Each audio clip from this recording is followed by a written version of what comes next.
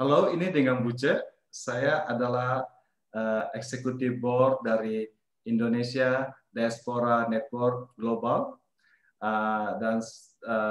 Tapi saya berdomisili di Los Angeles, dan saat ini kita mendapat kehormatan bersama dengan Pak Dubes, Bapak Jauhari Oratmangun, yang berkedudukan di Duta Besar di Beijing di Tiongkok. Selamat pagi Pak Jo. Selamat malam kan di sana. Apa kabar Bu C? Sehat-sehat ya di LA? Puji Tuhan Pak Jo, sehat-sehat aja. Ini sore, jam 6.30 sore nih di LA. Sore ya, di sini jam 9.30 pagi. Oh, Beda gitu. satu hari. Ya, jadi seperti Pak Jo tahu, saya kan dari diaspora ya. Jadi kita di Betul. ini diaspora ada 100.000 orang total ya. Di LA 60.000. Bisa sedikit Pak Jo cerita berapa orang nih diaspora kita di Tiongkok nih? Kalau warga negara Indonesia yang ada di Tiongkok itu enggak banyak. Ya. Kurang lebih 17.000 saja. Yang Oke. paling banyak itu kan di Hong Kong dan Makau. Oh. Nah, memang yang tergabung dalam diaspora ada di sini, ada diaspora, Ya. ada juga beberapa perkumpulan-perkumpulan. Ya. Jadi selain diaspora ada juga namanya Indonesia China Chamber of Commerce. Nah, itu kebanyakan orang-orang Indonesia yang berusaha juga di sini. Kalau diaspora ketuanya itu adalah Ibu Yeni. Ya. Kalau Chamber of Commerce itu ketuanya itu presidennya itu Pak James, lalu ketuanya itu Pak Liki, dua-duanya pengusaha sukses di Shanghai. Lalu kemudian ada Perhimpunan Pelajar Indonesia Tiongkok. Itu ketuanya baru terpilih lagi Mas Niko. Kurang lebih begitu. Belum lagi young professionals, itu cukup banyak di sini yang bekerja kebanyakan di industri IT di sini atau Internet of Things, high-tech industry dan lain-lain. Itu cukup signifikan jumlahnya, ada di Chengdu, ada di Shenzhen, ada di Shanghai, ada di Beijing. Oh gitu. Nah, saya mau klarifikasi dulu. Yang 17.000 itu adalah WNI yang masih punya paspor hijau atau seluruh diaspora, Pak Jo? Kalau itu kebanyakan yang masih punya paspor hijau. Hijau, ya kan? Ya, kalau diaspora yang sudah berkewarganegaraan China itu jumlahnya juga cukup signifikan. Tapi kebanyakan itu mereka yang pulang ke China di periode tahun 50-an, 60-an, dan tentunya anak-anak cucunya. Oh, saya rasa itu pasti banyak banget, Pak Jo. Setahu saya banyak, itu cukup banyak. Saya sudah kunjungi beberapa tempat dan mereka masih tetap itu cinta dan mempertahankan budaya Indonesia. Juga banyak yang bergerak di bidang ekonomi, malah beberapa itu menjadi pengusaha-pengusaha sukses juga. Oh gitu. Nah, orang-orang ini sebenarnya yang itu kan diaspora kan adalah mencakup yang WNI dan yang sudah bukan WNI tapi masih tetap cinta Indonesia, itu kan diaspora. Jadi mungkin diaspora mungkin kira-kira mungkin Ivan bisa 200-300 ribu kali ya. Kalau termasuk orang-orang ini dengan enggak sebesar itu. Enggak sebesar itu. Mungkin di kisaran 100.000 mungkin. 100.000 ya. 100 ribuan mungkin. Tapi data detailnya itu saya nggak hafal benar.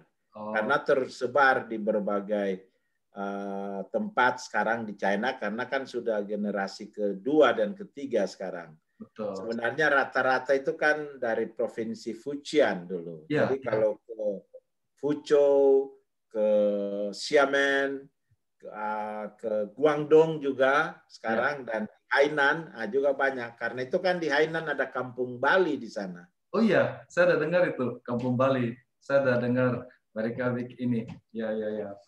Nah, ya, saya udah berkunjung juga ke sana. Kalau Pak menarik.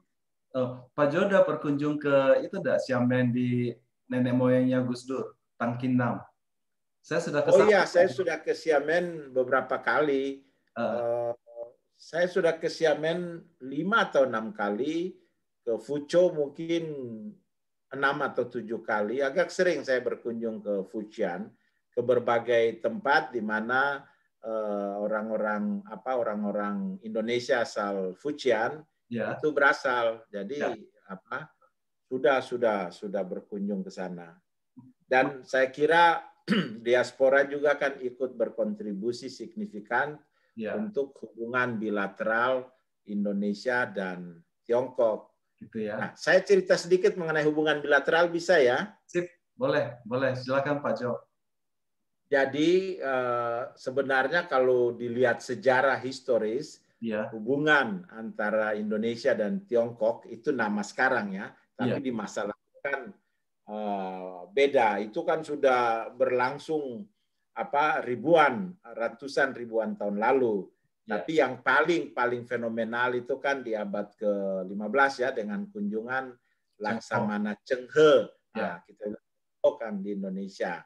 ya, Itu melalui jalur rempah dan lain-lain ya. Itu betul. sudah berlangsung. Tapi di masa modern ini kita mulai establish diplomatic relation. Jadi hubungan diplomatik itu dimulai pada tanggal 13 April tahun 1950. Jadi kita sekarang sedang merayakan yang ke-71. Jadi sebenarnya untuk usia itu sebenarnya masih muda, usia hubungan antar negara itu masih muda. 13 Nah, dalam April 1951. ya 13 April. Oke. Ya. Sorry, 1950. Jadi kita 1950. merayakan Ya. hubungan yang ke-71. Baik. Jadi sejak 2013 itu kita hubungan dengan China itu kita sebut Comprehensive Strategic Partnership. Oke. Kalau 2005 itu Strategic Partnership. Jadi naik tingkat. Oh, Dari Strategic partnership. Partnership menjadi Comprehensive Strategic Partnerships. Oh, Itu harus terefleksikan di 3 pilar. ya. Kerjasama, pilar politik keamanan, Ya. pilar ekonomi, pilar sosial budaya. Oh. Nah, saya suka menceritakan hubungan itu harus terefleksikan di angka-angka. Betul. Jadi misalnya bidang perdagangan dan investasi lah. Ya. Total perdagangan Indonesia dan China ini di tahun 2020 itu 78,37 miliar US dollar. Jadi paling besar sedunia. 78,37 miliar US dollar. Wow. Jadi itu paling besar di dunia, itu jauh lebih besar dari negara-negara lainnya di dunia ini.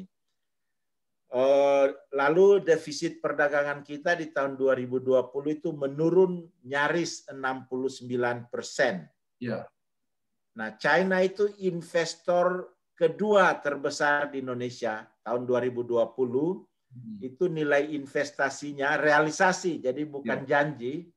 Itu 4,8 miliar US dollar. Wow. Sedangkan Hong Kong itu 3,5 miliar US dollar. Jadi kalau Tiongkok ditambah Hong Kong itu 8,3. sudah 8,3 miliar US dollar. Ya. Itu tahun 2020.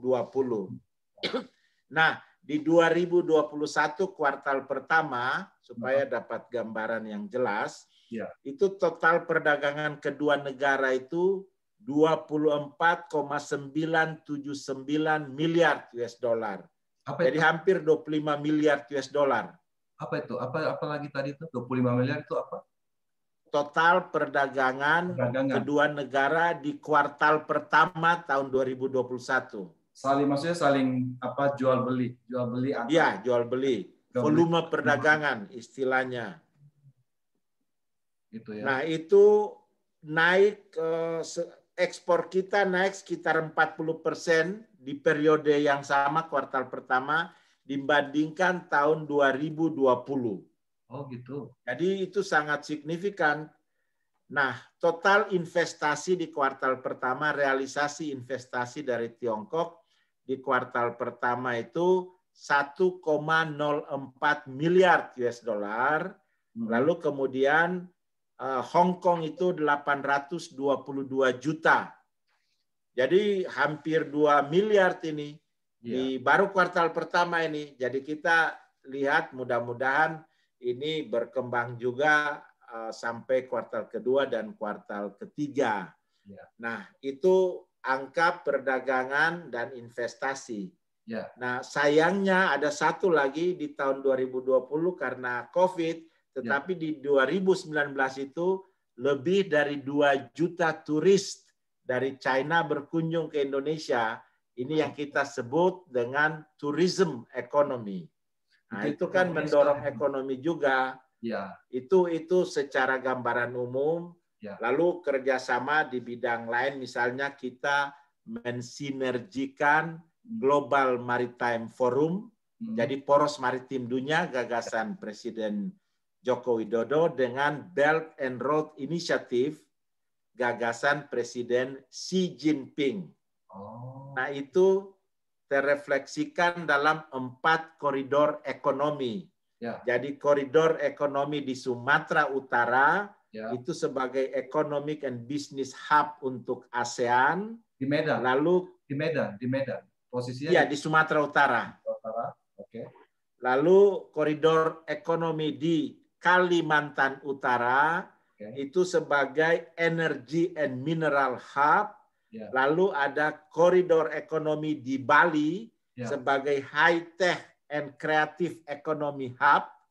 Lalu koridor ekonomi di Sulawesi Utara itu untuk Pacific and Economic Hub. Nah, kerjasama yang telah dilakukan dalam konteks koridor ekonomi itu di bidang technopark, industrial park, waste treatment project, power plant, e-commerce, transportasi, port, jembatan, special economic zone, 5G, sister port, dan industri perikanan serta produk-produk pertanian, misalnya sarang burung walet dan lain-lain. Nah, yang non-koridor ekonomi, itu koridor ekonomi. Yang non-koridor ekonomi itu misalnya yang sedang populer sekarang, Jakarta-Bandung High Speed Railway Project. Jadi proyek kereta cepat Jakarta-Bandung yang akan diresmikan di akhir tahun 2022. Lalu Center of Technology Digital Development di Kura-Kura Island di Bali. Itu dengan adanya Center for Innovative and Technology untuk Southeast Asia dari Tsinghua University. Lalu ada Karawang dan Tangerang Industrial Park. Lalu ada Kuala Tanjung Port, jadi pelabuhan di Kuala Tanjung dan surroundings Industrial Park. Lalu ada Morowali Industrial Park, itu ada di Sulawesi. Lalu Bedawai Industrial Park, Obi itu ada di Maluku Utara. Lalu ada namanya Two Countries Twin Parks, itu dengan Provinsi Fujian, dengan Provinsi Jawa Tengah, jadi di Semarang dan Batang, juga dengan Provinsi Riau. Itu kira-kira, belum lagi peluang kerjasama di masa depan di bidang digital ekonomi, vaksin, infrastruktur kesehatan dan lain-lain. Nanti saya jelaskan, tapi kalau mau tanya yang lain juga silahkan. Waduh, ini jadi saya tidak tahu bahwa ternyata saya kira hanya investasi nikel tambang nikel di Pulau Obi itu aja yang enggak, luas sekali. Banyak ya Pak Jo ya.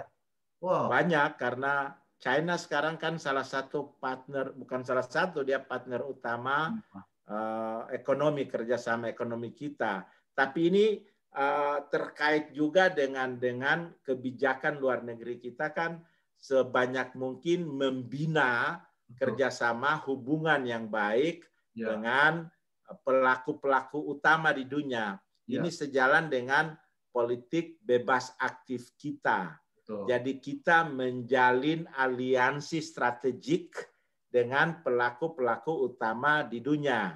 Ya. Termasuk China kan sekarang pelaku utama di dunia, Amerika pelaku utama di dunia, Ya. negara-negara Eropa termasuk Rusia pelaku utama di dunia, di Asia ada selain China ada juga Jepang, Korea, ada Australia, ada negara-negara ASEAN. Ya. Tetapi karena saya sekarang berkedudukan di China, saya cerita mengenai hubungan kita dengan China yang saat ini memang sangat strategik, kira-kira begitu. Wow, posisinya Pak Jo ini sangat penting, Pak.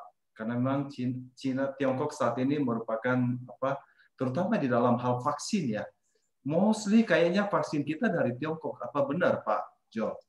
Sinovac itu? Iya, benar sekali. Ya. Itu memang kita sebut diplomasi vaksin lah. Jadi prioritas diplomasi kita di tahun 2021 ini kan di readjust, disesuaikan lagi karena adanya pandemi. Ya. Jadi tentunya diplomasi ekonomi salah satu prioritas ya. Ya. Yang kedua diplomasi perlindungan warga negara Indonesia. Itu utama buat kita. Ya. Yang ketiga itu diplomasi infrastruktur kesehatan. Ya. Kerjasama infrastruktur kesehatan. Ya. Ini lesson learned dari 2020 pandemi 19 kan. Ya. Karena begitu ada virus saja dunia ini kolaps ekonominya kan. Belum lagi kehilangan sudah jutaan manusia kan. Ya. Jadi perlu itu untuk infrastruktur kesehatan termasuk di dalamnya vaksin. Ya. Lalu tentunya diplomasi kerjasama regional dan global.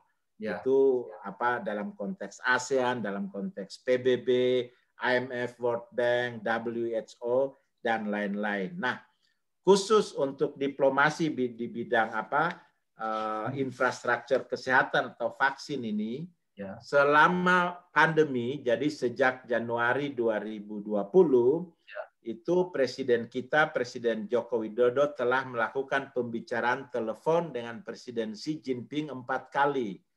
Jadi di awal-awal pandemi itu Presiden kita berkomunikasi dengan Presiden Xi Jinping. Ya. Itu Januari.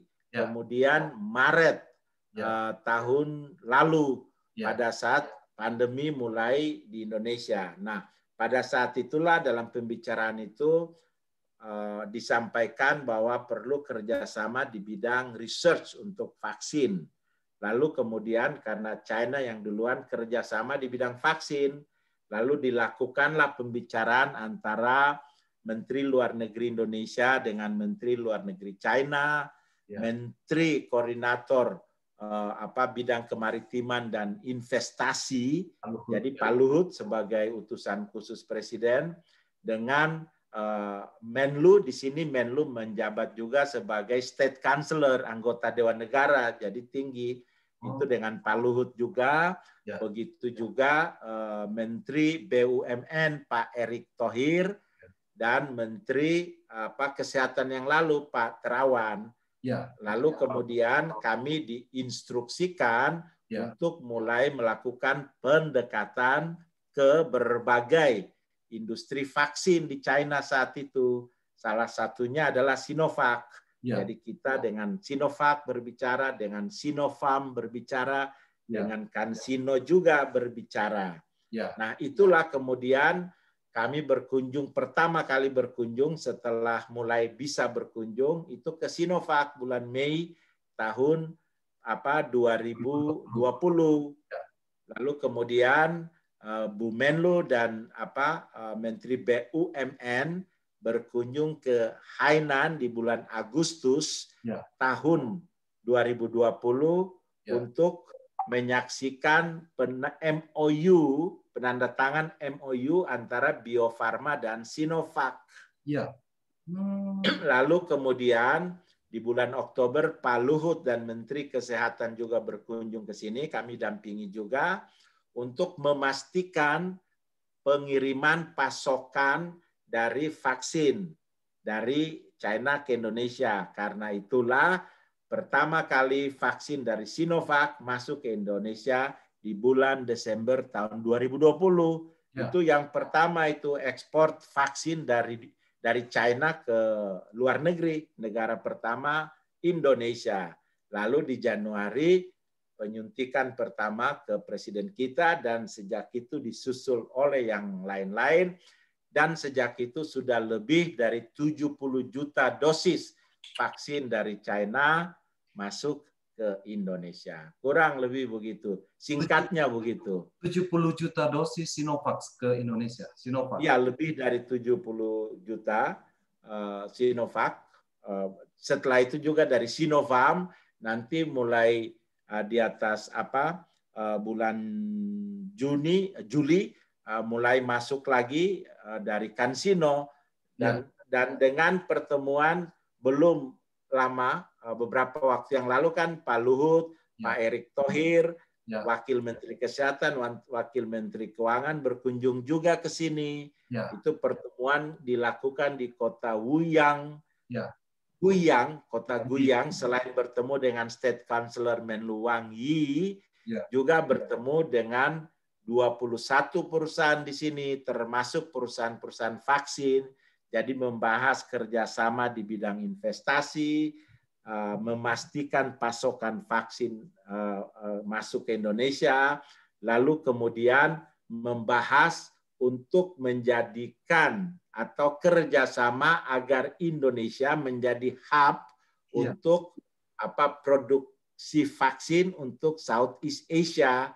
Karena Bio Farma itu sudah memproduksi vaksin sejak 100 tahun lalu, sejak zaman Belanda dulu. Dan Bio Farma itu adalah produsen vaksin polio terbesar di dunia. Jadi memproduksi vaksin itu bukan hal yang baru buat perusahaan-perusahaan farmasi di Indonesia, khususnya Bio Farma, Kimia Farma, dan lain-lain. Jadi Bio Farma dengan Sinovac, kemudian Kimia Farma itu dengan Sinopharm di sini, lalu kemudian juga dengan CanSino di sini. Nah, satu juga perusahaan vaksin di Anhui, saya sudah berkunjung juga ke sana bulan April yang lalu, itu sudah fase ketiga clinical trial di Bandung. Itu bekerja sama juga dengan perusahaan farmasi di Indonesia. Nah, ini yang vaksin. Selain itu, telah dilakukan pembicaraan juga dengan berbagai industri kesehatan di sini. Karena bahan baku obat-obatan di dunia ini nyaris 70% itu ada di China. Jadi itu juga dilakukan kerjasama untuk infrastruktur kesehatan sehingga produksi obat-obatan di Indonesia juga bisa meningkat. Juga kerjasama di bidang kesehatan seperti rumah sakit. Kita sudah berbicara dengan beberapa rumah sakit yang leading di sini. Juga alat-alat kesehatan. Nah, itu kurang lebih sehingga kesepakatan yang dicapai di Januari pada saat kunjungan State Councilor dari China berkunjung ke Danau Toba waktu itu, bertemu Pak Luhut, kemudian di Jakarta bertemu Bu Menlu, dan courtesy call kepada Presiden Joko Widodo, selain kerjasama ekonomi adalah upaya untuk bekerja sama menjadikan Indonesia sebagai manufacture hub dari vaksin dan produk-produk kesehatan untuk Asia Tenggara. Kira-kira begitu singkatnya. Luar biasa nih Pak Jo. Jadi kita ada pembicaraan di kalangan diaspora Amerika di Amerika ini. Saya kan ketemu dengan teman-teman dari Thailand, dari negara-negara ASEAN. Jadi mereka tuh agak cemburu. Kok bisa ya Indonesia kok katanya paling banyak yang dapat vaksin. Vaksin dari Cina tuh ke Indonesianya banyak banget. Mereka banyak yang masih belum dapat gitu loh, masih ini. Rupanya ini karena kerjanya Pak Joni yang mau vaksinnya ke Indonesia nih ya. Itu sebenarnya karena hubungan yang baik antara kedua presiden kita ya, Presiden Joko Widodo Presiden Xi Jinping, juga hubungan yang baik antara Pak Menteri Luhut, kemudian Bu Menteri Luar Negeri Retno Marsudi, dan Pak Erick Thohir dengan State Chancellor dan Menteri Luar Negeri Wang Yi di sini, juga kerjasama yang sudah terbina lama antara industri kesehatan khususnya Bio Farma di masa lalu di virus-virus sebelumnya, bukan ini, dengan industri kesehatan di sini. Jadi kami hanya menjalankan industri, menghubung-hubungkan gitu, kurang lebih begitu. Jadi kalau tidak salah yang dibilangin Pak Jo ini yang fase 3 itu namanya Novavax, apa betul ya? Itu yang disebut Novavax. Saya dengar sudah fase 3. Iya, betul itu dari Anhui. Ya, betul. Itu saya udah berkunjung ke pabriknya di Anhui. Di Anhui ya. Menarik itu. Nah, selain itu ada satu bidang kerjasama lagi yang saya kira itu akan signifikan juga untuk Indonesia. Karena begini, untuk memajukan, untuk meningkatkan atau mempercepat pertumbuhan ekonomi Indonesia, itu kan kita harus meningkatkan ekspor. Berarti kan kerjasama perdagangan, menarik investasi, itu kan berarti investasi. Yang ketiga itu tourism economy. Unfortunately, karena COVID ini lalu menurun. Tapi kita sudah mulai siapkan itu kan, mudah-mudahan dalam waktu dekat Bali akan dibuka lagi.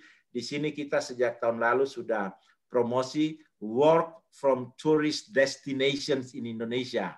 Jadi work from Bali, work from Jayapura, work from Ambon, work from Danau Toba, work from Manado, work from Jogja, work from Surabaya, work from Pontianak, work from etc. begitu. Terutama work from tourist destinations yang kita kenal dengan 10 Bali baru, kurang lebih kan begitu. Jadi itu sudah sejak tahun lalu kita promosi. Nah, yang keempat adalah digital ekonomi. Kenapa digital ekonomi? Karena kontribusi digital ekonomi di Tiongkok terhadap GDP mereka itu sudah 30%, 30-an persen. Di kita kan baru 3%. Misalnya ini contohnya aja. Sejak 15 Januari 2021 di China ini ada 162 unicorn. Tahun 2020 transaksi e-commerce di sini itu mencapai 2,4 triliun US dollar. Jadi naik sekitar 26% dibanding tahun lalu. Nah, di sini lebih dari 900 juta orang itu sudah melakukan pembayaran melalui platform digital. Di sini pegang uang cash itu sudah nggak laku di sini. Semua kan bayar cashless payment. Pakai Alibaba semua. Pakai Alibaba tinggal kita scan. Ya, Alibaba atau WeChat. Nah, pada akhir tahun 2025, ekonomi digital di Tiongkok diperkirakan akan meningkat itu mencapai 4,2 triliun. Nah, kita sendiri di Indonesia kan kita sudah punya 5 startup unicorn dan 1 dekakorn. Gojek, Tokopedia, Traveloka, Bukalapak, OVO, JDID, dan lain-lain. Apalagi Gojek dan Tokopedia kan bergabung sekarang jadi GoTo. Nah, itu kan luar biasa itu. Nah, di tahun 2020 transaksi digital kita itu 44 miliar, jadi naik 44 miliar US dollar. Jadi naik 44% dibanding tahun 2019. Penetrasi internet kita sekarang itu sudah 73,3%. Jadi kurang lebih 196,7 juta. Termasuk yang tertinggi di dunia, penetrasi internet kita. Nah, ini yang menarik. Diprediksi tahun 2025, itu nilai digital ekonomi kita itu di kisaran 130 sampai 150 miliar US dollar. Jadi kira-kira itu 12% dari GDP. Jadi empat ini perdagangan, investasi, tourism ekonomi, digital ekonomi itu kalau bagus akan menjadi prime mover dari ekonomi kita. Ya. Kalau kita bisa mengakselerasi ekonomi kita sehingga pertumbuhannya di atas 6%, mimpi Bapak Bangsa termasuk cita-cita Presiden kita dan kita semua bahwa pada tahun 2045 kita sudah jadi salah satu negara besar di dunia, itu menjadi kenyataan. Kan kurang lebih begitu. Nah, kerjasama di bidang digital ekonomi itu sudah kita lakukan. Misalnya ByteDance. ByteDance itu kan di Beijing. ByteDance itu produknya itu TikTok. Oh iya, TikTok. Oke. Itu kita udah kunjungi mereka. Meituan itu terbesar ketiga platform. Ini termasuk yang investasi di Gojek. Alibaba, saya udah bertemu Jack Ma beberapa kali dan sudah berkunjung ke sana beberapa kali. JD.com, mestinya tanggal 18 ini saya ke JD.com untuk meresmikan pavilion Indonesia di sana. Sekaligus saya dapat penghargaan dari mereka karena saya jualan di sana traffic paling tinggi. Jadi JD jualan produk-produk Indonesia. Baidu itu kan saingannya Google. WeCode, lalu Blue Mart itu vending machine. Vending machine di Indonesia itu buatan anak-anak Indonesia dengan Blue Mart. Blue Mart itu di Shenzhen. Lalu CTE itu 5G.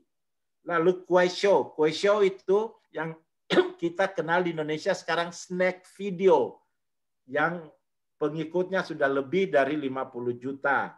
Lalu Tojoy ini B2B. Yang punya Tojoy ini pensiunan dari Intel dulu. Lalu Huawei, kita tahu Huawei kan?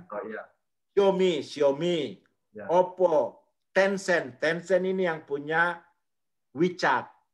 Jadi kerjasama itu kita akan misalnya di bidang blockchain. Saya sudah membawa founder dari blockchain di China ke Indonesia Oktober tahun 2019. Cloud computing, big data. Saya sudah berkunjung ke center big data di sini di Guiyang, juga termasuk perusahaan namanya Chin Data. Internet of Things, artificial intelligence, cashless payment, e-commerce, infrastructure internet dan lain-lain. Itu kurang lebih, belum lagi kerjasama dari hulu ke hilir untuk smelter sampai ke yang dibilang itu, sampai ke electric vehicle, lithium baterai dan electric vehicle yang saya kira sudah disampaikan berkali-kali oleh Pak Luhut, yang itu akan ada di Morowali, akan ada di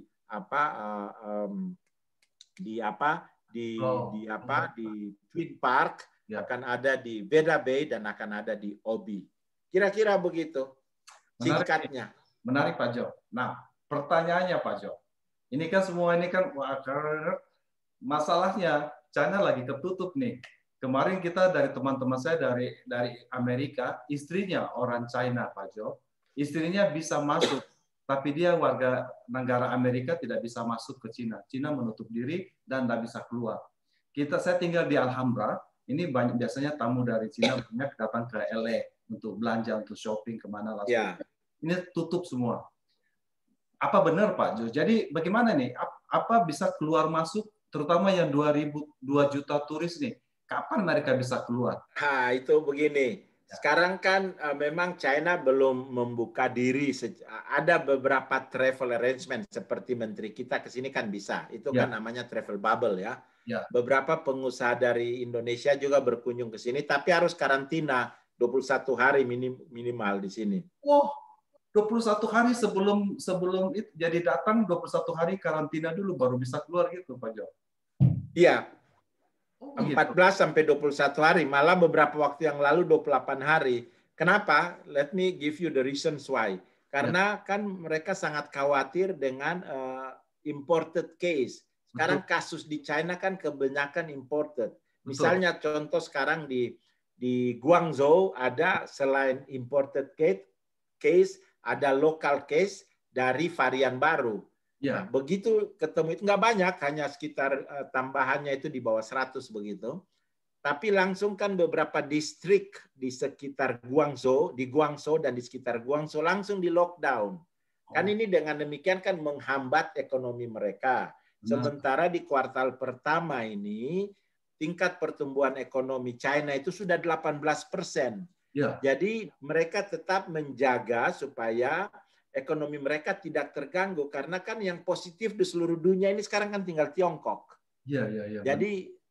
Jadi dia bisa, mudah-mudahan Amerika bisa segera, karena vaksinnya juga sudah massal kan. Hari ini kita mudah-mudahan bisa segera juga. Ya. Indonesia juga diprediksi akan segera bisa positif lagi. Mudah-mudahan dengan protokol kesehatan yang ketat, dengan vaksin yang bisa menjangkau herd immunity, Indonesia diprediksi bisa positif lagi growth-nya. Nah, ini yang dijaga benar oleh China. Contoh misalnya saya sekarang kan sedang karantina ini karena habis mendampingi menteri-menteri berkunjung ke sini. Nah, kami semua delegasi, bukan hanya saya, juga delegasi China yang bertemu delegasi Indonesia, kita semua dikarantina sebelum kita kembali ke Beijing, supaya kalau ada virus kan dia akan inkubasinya kan itu 14 hari. Jadi ya sudah bisa ketahuan virus itu terinkubasi di kita atau enggak. Jadi ini tadi pagi saya baru selesai PCR test. Ini sudah 2 kali PCR test dalam waktu 1 minggu ini. Dan jadi itu negatif Pak Jo. Negatif.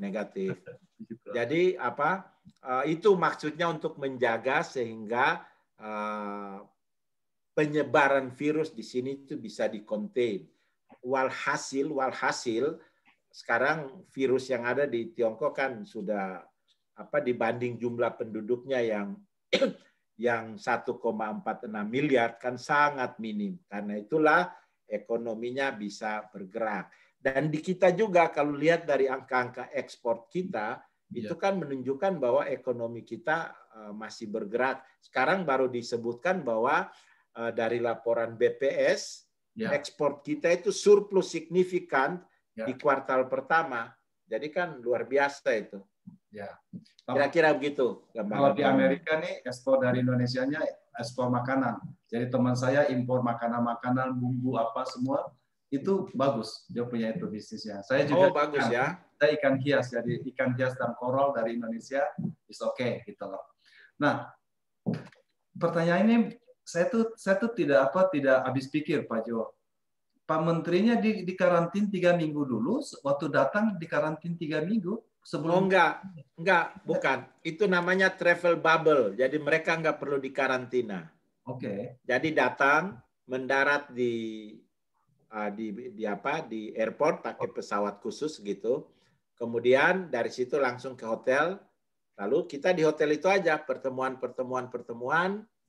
Nah, kemudian pertemuan dengan Menlu, dengan pejabat pemerintah, dengan pengusaha dan lain-lain. Ya. Setelah 3 hari menterinya ke airport, lalu mereka kembali ke Jakarta. Mereka tentunya di Jakarta karantina sesuai ketentuan kita 5 hari.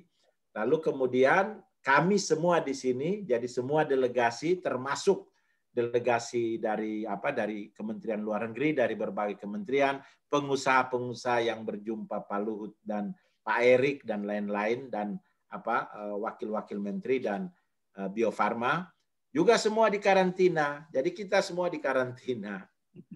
Jadi saya ini sudah karantina ke-5 selama periode pandemi di Tiongkok ini. Udah ke-5 kali. Setiap kali karantina 3 minggu Pak Jo. Waduh, bosan banget tuh. Bosan banget. Iya. Tapi dinikmati aja. Kan bagus juga ini saya bisa interview Zoom. Kalau tidak Pak Jo pasti sibuk banget nih. Jadi ini masih di karantina ini. Ya. Nah, saya dengar Pak Jo, apa benar? Jadi jadi kan ini Cina ditutup nih. Dari Amerika tidak bisa masuk, dari Amerika juga tidak bisa keluar. Di LA juga sebenarnya terganggu juga. Di Las Vegas ini turisnya dari Cina banyak, bergantung banget. Barang-barang merek ini sekarang pada nurun semua karena tidak ada turis dari Cina yang datang. Nah, saya dengar katanya di Cina itu banyak penduduknya, mereka kirim vaksinnya keluar bantu negara-negara lain, tapi di Cina sendiri penduduknya belum divaksin. Benar ya Pak Jo? Oh enggak. Di sini sudah divaksin sejak 1 Januari.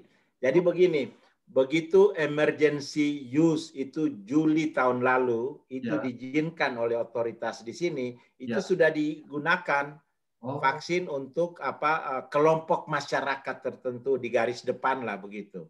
Nah, sejak 1 Januari itu sudah diberikan kepada umum. Oh, 1 Januari sudah bisa umum. Dari umur berapa? Ada batasan umur enggak? 12. Nah, sekarang kan sudah bisa diberikan vaksin Sinovac, sekarang sudah dapat emergency use untuk usia 1 sampai 18 tahun juga. Oh gitu. Jadi berarti sampai dari baby sampai orang tua. Ya, sampai orang tua. Karena itulah sekarang data yang terakhir sudah 800 jutaan dosis yang disuntikan. 809 juta. Wah, itu dengan penduduk berapa tuh? 1,2. 1,46 miliar. Jadi udah hampir 60% dong. Satu dosis. Jadi mereka target mereka itu herd immunity itu sudah dicapai akhir tahun ini.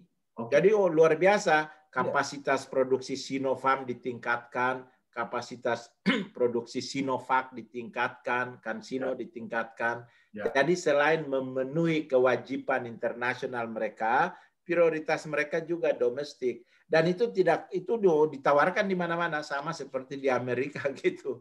Jadi kemudian bukan hanya untuk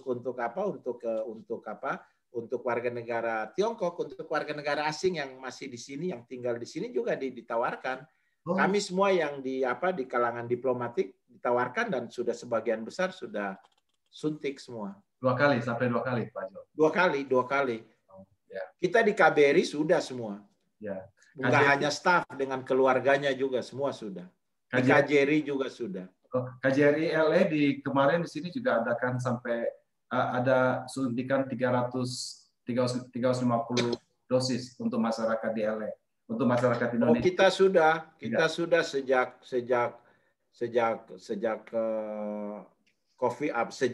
vaksin sudah bisa disuntikan ke umum, Indonesia termasuk yang pertama. Jadi menurut Pak Jo, ini realita turis 2 juta orang yang bisa akan datang ke Bali ini kira-kira kapan ya Pak Jo? Saya kira kan akan sangat tergantung bagaimana pandemi ini tertangani atau di-contain begitu. Nah, saya baca berita dan dengar berita bahwa Bali kan tingkat vaksinasinya itu sudah mendekati 50%. Jadi sudah dilakukan persiapan-persiapan untuk kembali membuka Bali. Jadi mudah-mudahan lah dalam bulan-bulan mendatang ini herd immunity bisa dicapai di Bali, sehingga dengan travel arrangement khusus Bali sudah bisa dibuka lagi. Kira-kira begitu. Dan juga Sulawesi Utara, Manado. Dulu kemarin ada sebelumnya kan ada pesawat langsung Manado kemana gitu loh. Oh ya, enggak, sebelum COVID itu tiap minggu itu ada 15 penerbangan langsung dari China ke Manado. Betul, dari daerah mana itu Pak Jo? Oh, dari berbagai tempat. 15 penerbangan langsung kan banyak itu. Betul. Bagaimana dengan kebanyakan dari provinsi Fujian, dari Sichuan, dari daerah Shanghai juga, jadi dari berbagai kota. Malah terakhir itu baru dibuka, bukan hanya ke Manado, sebelum COVID itu dibuka penerbangan langsung ke Padang, penerbangan langsung ke Solo, dan lain-lain. Kita sedang membahas juga penerbangan langsung ke Batam dan ke Medan, tapi kemudian COVID, jadi ya tertunda sementara. Mudah-mudahan kalau COVID bisa tertangani, lalu kembali bisa dilakukan pembahasan lagi. Oh, jadi tampaknya prioritas utama begitu terbuka hanya Bali aja dulu baru dibuka ya Pak Jo rencananya. Begitu atau apa sekaligus dengan Manado? Saya kira yang paling tahu itu Kementerian Pariwisata ya. Ya. Di Indonesia, tetapi sumber saya hanya karena saya belum menerima keputusan, sumber saya baru dari media juga.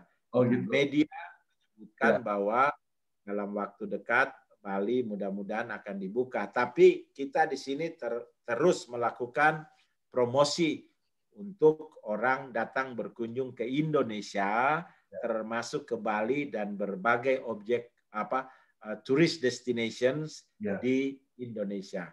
Itu sejak kunjungan Menteri Wang Yi ke Toba, Danau Toba, Toba juga jadi populer di sini sekarang. Oh ya, Toba jadi populer di situ juga sejak ini. Iya. Toba. Oke. Itu kira-kira. Ya. Kalau satu lagi, kalau pelajar Indonesia di sini, itu karena menurut saya people to people itu penting. Karena kalau people to people pertukaran budaya bagus, itu akan menjadi fondasi kuat. Karena kan hubungan 3 pilar hubungan luar negeri kan politik, keamanan, ekonomi, dan sosial budaya. Nah, people to people ini penting karena ekonomi politik bisa ups and down. Tapi kalau people to people kuat, recover-nya cepat. Nah, sekarang jumlah mahasiswa Indonesia yang berada di Tiongkok, yang melanjutkan pendidikan tinggi di Tiongkok itu sudah 15.700 sekian. Jadi sangat signifikan. Dan kebanyakan itu studi di ilmu-ilmu yang memang kita butuhkan saat ini. Tetapi yang paling utama itu kemudian mereka semua itu bisa berbahasa Mandarin. Jadi mereka ini menjadi jembatan kata-kata istilahnya, sehingga komunikasi itu bisa berlangsung dengan baik, dengan tahu bahasanya, dengan mengerti budayanya. Saya kira mereka menjadi pelaku-pelaku utama untuk hubungan di masa yang akan datang. Dan mereka kemudian sebagian besar yang pulang itu ada yang kerja di berbagai industri di mana China investasi, ada yang menjadi pejabat pemerintah, tetapi yang saya senang ada yang menjadi wira swasta, banyak yang menjadi wira swasta karena mereka belajar dari sini juga kan, menjadi wira swasta, menjadi pedagang, beberapa buka startup dan lain-lain. Jadi menarik memang. Menarik juga. Nah, kalau semakin banyak jumlah lulusan dari China yang orang Indonesia, semakin banyak jumlah lulusan dari Amerika, semakin banyak jumlah lulusan dari Eropa, semakin banyak lulusan dari berbagai negara di Asia lainnya, Jepang, India, Korea, lalu kemudian dari Australia, dari New Zealand dan lain-lain. Bukankah ini sumber daya manusia yang luar biasa untuk menyongsong tahun emas Indonesia? Kira-kira begitu. Ya, wah, ya ini senang sekali kita tidak rasa udah 45 menit Pak Jo. Oh ya, oke. Nanti kita lanjut lagi kapan-kapan. Kita babak kedua nanti lain kali ini. Kita akan banyak sekali yang saya mau bahas. Karena saya dengar ada pesantren yang dikirim ke Cina yang belajar, ini lagi viral, anak pesantren yang fasih. Oh banyak. Ya. Banyak di sini, banyak. Jadi jangan kaget kalau sampai ke Indonesia banyak lulusan pesantren itu yang fasih dan tahu. Saya tahu, kan sering saya jumpa mereka dan sering kumpul juga di KBRI, jadi tahu persis itu. Oh gitu. Next time. Kita cerita ya. Sekali lagi terima kasih kami dari Indonesia Diaspora Network Global mengucapkan terima kasih untuk Pak Dubes, Pak Jauhari Oratmangun yang telah memberikan sedikit insight apa yang ada di Cina saat ini. Lain kali kita akan diskusi. Iya, terima kasih juga Bu Cek. Mudah-mudahan Indonesian Diaspora Network Global termasuk yang di Amerika bisa berkontribusi banyak juga untuk kemajuan bangsa yang kita cintai bersama ini, Negara Kesatuan Republik Indonesia. Amin. Mantap. Terima kasih Pak